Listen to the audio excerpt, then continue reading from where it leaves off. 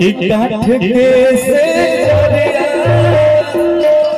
आप सब आ जाए। देखिए अंकुश पापा तारा तना हिट हो गई बैग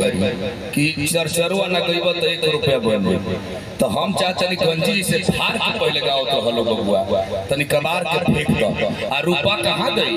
तुम तो नाचती हो तो लगता है कि जया पता नाच रही। अरे आओ थोड़ा देखिए को बात हम बता दें रवा से बड़ा मुश्किल से बेटा बहुत हिट बनी रवा तो हमने के परिवार के सदस्य पर ई अनलिमिटेड चले दिया ऐसा झूम दिया एगो सेट सॉन्ग दोनों भाई के नाम तो कैसे हुई आ गंगा वाला भी गाता है यही में फेंक के कोई बाबा का बात यही बात मिला जुला के आ जाता भैया कि इतना गीत बाकी सब फेंटे के पड़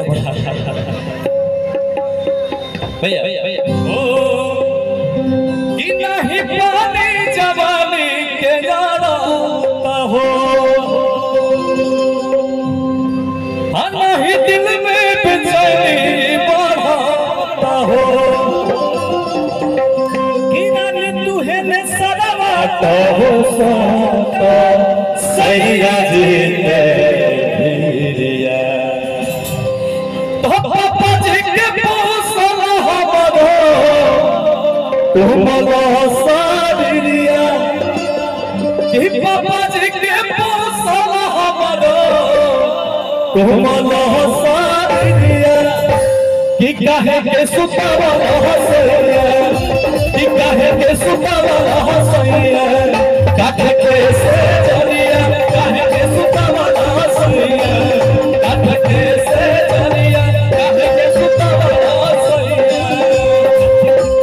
पापा जी के पोसल हमरो तुम लो सारिया पापा जी के पोसल हमरो तुम लो सारिया काहे के सुतावा हसैया कि काहे के सुतावा हसैया